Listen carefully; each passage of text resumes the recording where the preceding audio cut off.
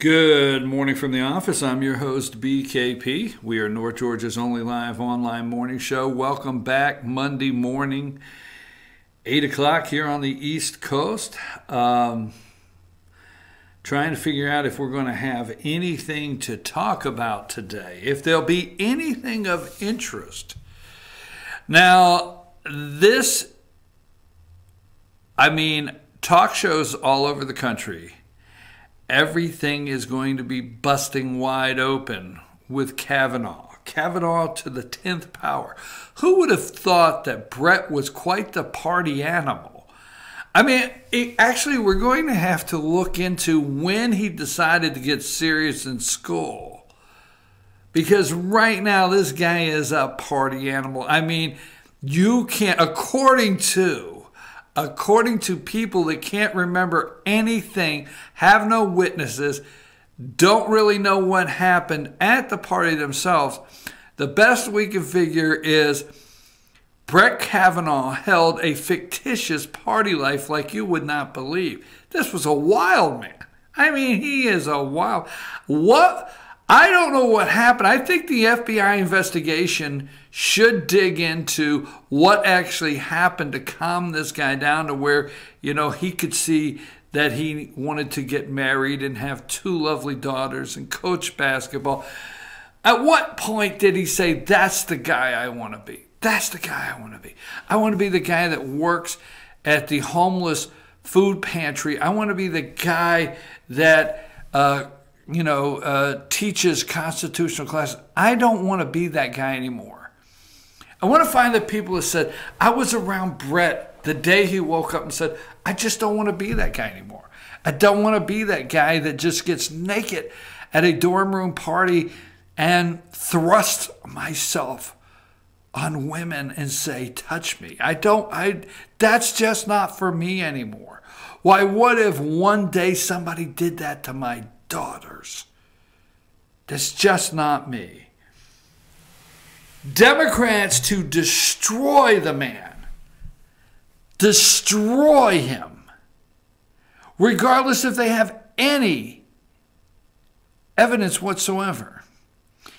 Because right now we have two women, and we'll get deeper into this. We got two women that allege something that no one can confirm. No one. Lindsey Graham, will get into it more later, hit the nail on the head yesterday. We're talking about something that you couldn't get a warrant on, would not be accepted in a court, they wouldn't open an investigation on. What do you want him to do? But let me say this, okay? And I want to move this along, all right? His daughters, if I say anything today of any importance or something you hang on to, his two daughters, wife and two daughters, but the two daughters, that there's no regard for these kids whatsoever. There's no regard whatsoever what happens to these two young ladies. If they are traumatized, there's no regard whatsoever. If they have emotional scars later in life because they are witnessing the destruction of their dad, could you see the two kids coming into the kitchen at night and saying, but Dad? Can you see the kids later in life in counseling? I never realized my dad did all that. I'm so confused. I don't know if my dad did that or not. As a woman, I'm supposed to believe the accusation, but he's my dad. This is so out there, and it's actually scary, folks, of what is being betrayed as truth without witnesses, accusation without any reasoning, any fact, any basis. to tear this man, his wife, his children down, and who he is. All over his appointment to the Supreme Court of the United States. All over the appointment to what they feel is conservative. Conservative must die now. Okay? We're going to get deeper into that. But it's a 5-4 court. Now, let me say this, okay? There's a couple of questions probably out there. Well, wait a minute. Why did they let Gorsuch on? Now, they tried to stop Gorsuch, okay? They tried, all right? But at that time, a 5-4 court, they didn't feel threatened with Kennedy there. Now, I'm not going to say that they didn't realize Kennedy was going to retire. I'm not for sure. But what's interesting is Kennedy was okay, Justice Kennedy was okay with the left as long as he was ruling to the left on the LGBT and the abortion issue, the two biggest most of all for them. The abortion issue, as long as he was ruling to the left, Kennedy was okay. But how soon we forget Kennedy is the one that wanted Kavanaugh on the bench. It's my understanding. I don't want to get stuck there. 5-4. This is where the court totally turns 5-4. Okay? Now, I will bring the name up, but they know Trump on the next one. There's somebody going. All right, either Clarence Thomas, Ginsburg, okay, Souter, but somebody's coming off the bench. And they know the next one will be Amy, and I forget her name, but that's who will be next. I mean, I'm pretty sure Trump said, hey, you might as well just know now she will be the next appointee. So what do they do on that? Now, they've Feinstein's questioned her Christianity, and, you know, she likes God a little too much, but this is Kavanaugh. They know the next one. This is the 5-4 court. They know the next one that at all costs they will have a hard time finding where she went to drunken parties and hung out with boys. Well, that would be totally opposite. So I don't want to get too stuck on one issue other than it's absolutely scary. It's absolutely scary what's going on here. Who is in charge? Now let's go to number 57. This is Dianne Feinstein. All right, all right, just look, check your email. All right, check your email. Let me just tell you what is going on, what we're doing this morning before I do go any further. All right, at 9 o'clock, Cindy's coming in. We'll leave it at that. Her name is Cindy. She's going to come in, and we're going to start talking about what Georgia would look like as a blue state. All right, Stacey Abrams. If Stacey Abrams were to become governor of the state of Georgia, what it would look like. Okay, so we're going to start that this morning at 9 o'clock. Cindy's going to come in and help me. She's been doing some research, but we're just going to talk about what Georgia could look like if it goes blue. Okay, do you have number 40? If you have 40, put that one up.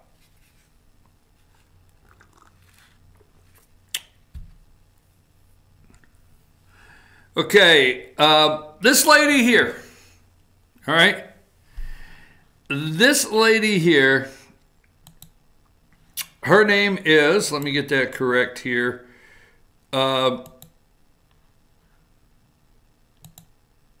Miss Ramirez, right? Is this Miss Ramirez? So, a second woman, Kavanaugh, decries last-minute smear as new accuser emerges, okay? A second woman, Deborah Ramirez, levied allegations of sexual misconduct. Supreme Court nominee on Sunday night. Kavanaugh and his allies vigorously denied the charge, called Ramirez's accusation a smear. Now, this is in the New Yorker. Senate Democrats investigate new allegation misconduct from Brett Kavanaugh's college years. All right. Now, this lady admits to being drunk. All right. Absolutely drunk beyond memory. Could not remember Kavanaugh's name 100%, but her memory, they were able to put the pieces together once she spent 6 days with her attorney. Yes, exactly how that sounds. She spent 6 days with her attorney. That helped her put the pieces together of what happened in this dorm room at Yale University at a freshman party. Now, this is 35 years ago. Let's remember. So an attorney for 6 days can help you put the memory. Now, are they an attorney or are they a counselor that helps you walk through with an attorney? Who is paying these people? So she has the woman at the center of the story, Deborah Ramirez, who is 53, attended Yale with Kavanaugh, where she studied sociology and psychology.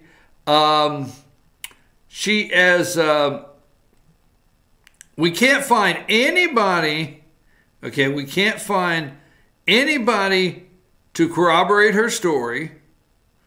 No one, all right? The New Yorker has not confirmed with other eyewitnesses that Kavanaugh was present at the party. The magazine contacted several dozen classmates of Ramirez and Kavanaugh regarding the incident. Many did not respond to the interview request. Others declined to comment or said they did not attend or remember the party. A classmate of Ramirez's who declined to be identified because of the partisan battle over Kavanaugh's nomination said that another student told him about the incident either on the night of the party or in the next day or two. The classmate said that he is 100% sure that he was told at the time that Kavanaugh was the student who exposed himself to Ramirez. He independently recalled many of the same details offered by Ramirez, including the male student had encouraged Kavanaugh as he exposed himself. Can't get anybody to go on the record to say they were at the party, saw it happen, positive is Kavanaugh. This lady does not remember it's Kavanaugh till she's helped for 6 days. So she needs 6 days to help her memory come back. But they found somebody else that remembered it also. Where did they get their 6 days of memory put back together? With an attorney. Anyhow, yes, that's where we're at. We're discussing a dorm room party that this woman admits being drunk off her you-know-what. She admits to it. She admits to being so drunk that night that she remembered. As a Catholic, she was not going to touch a certain something till she was married. So this nice Catholic girl in this article that said, I decided I'm not going to touch what Kavanaugh has asked me to touch, allegedly, until I get married. Although I am so drunk I can't remember tomorrow. Well, well, well. So let me run through. Did you find number 57? Yeah. Just want to throw in here, this is Dianne Feinstein, Senator for California. I think if you look it up, she's 82. She's trying to remember what an inappropriate behavior even is, she's trying to remember. She's trying to go back, let's see, she's trying to go back 64 years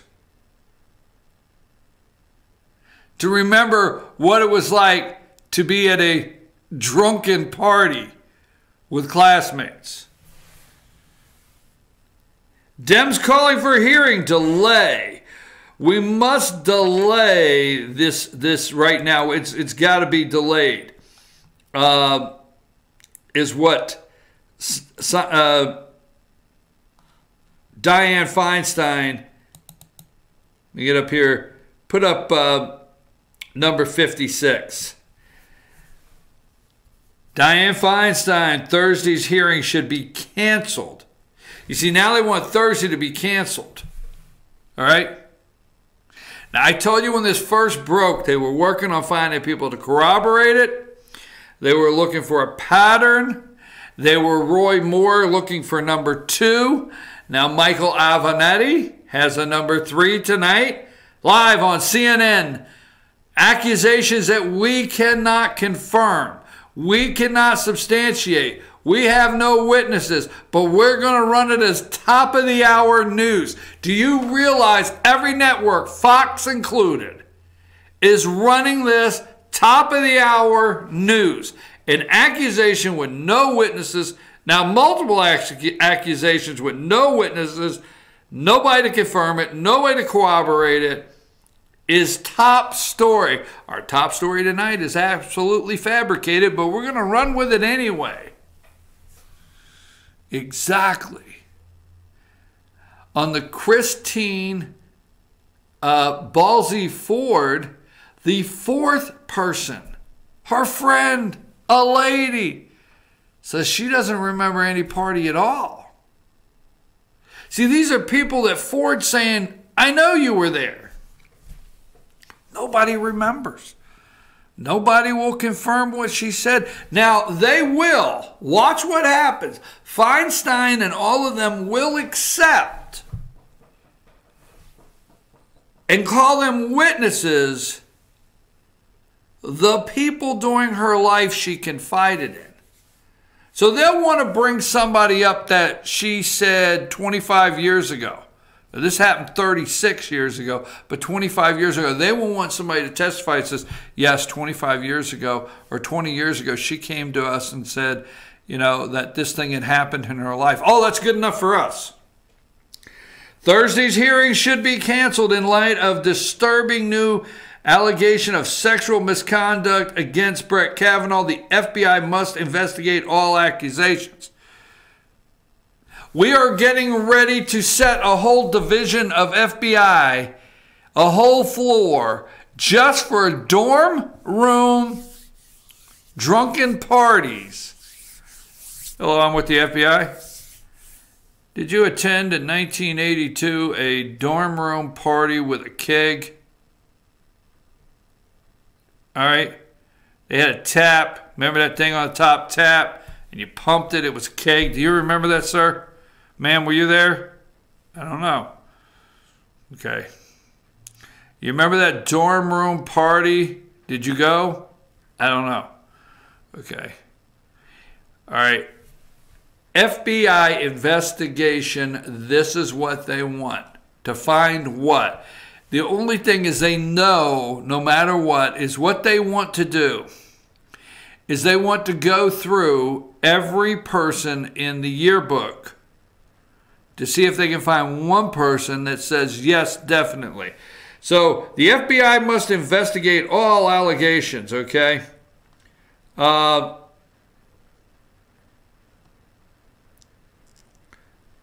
me ask you a question. You know this guy here? And we'll get...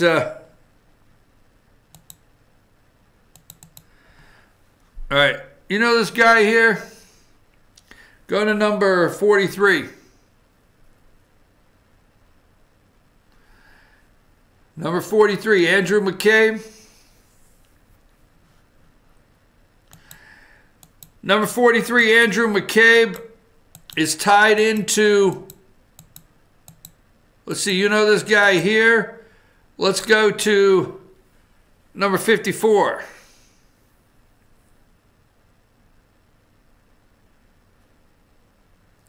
Rod Rosenstein. Andrew McCabe. Goodlatte from Virginia threatens a subpoena. Goodlatte issues warning to hand over McCabe's documents.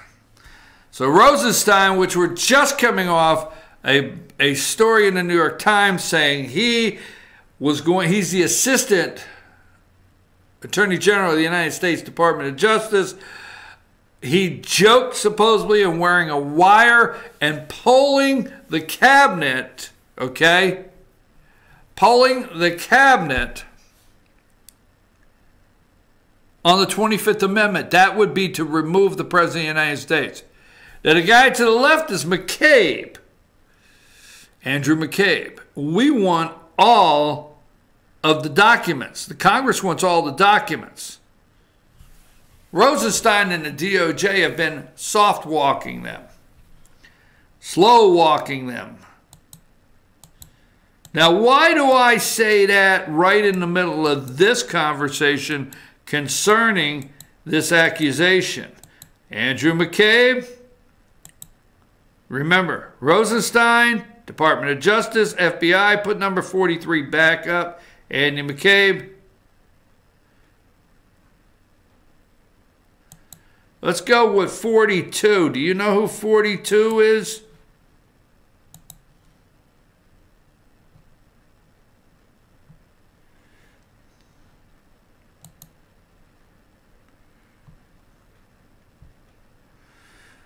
.42, that's Andy McCabe's attorney. Okay? Michael R. Bromwich. That's Andy McCabe's attorney.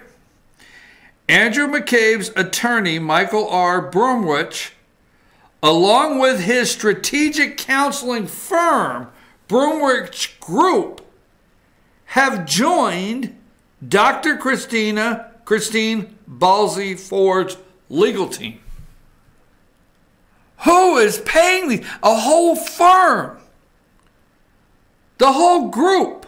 So this guy, Michael R. Bromwich, happens to be Andy McCabe's attorney, has joined Dr. Christine Ballsy Ford's legal team. She has a legal team, a whole team. Who is paying all these bills? I mean, to get an entire firm. I hear this guy gets $1,000 an hour. Absolutely. I hear he's $1,000 an hour. Now, I don't know. Let's see.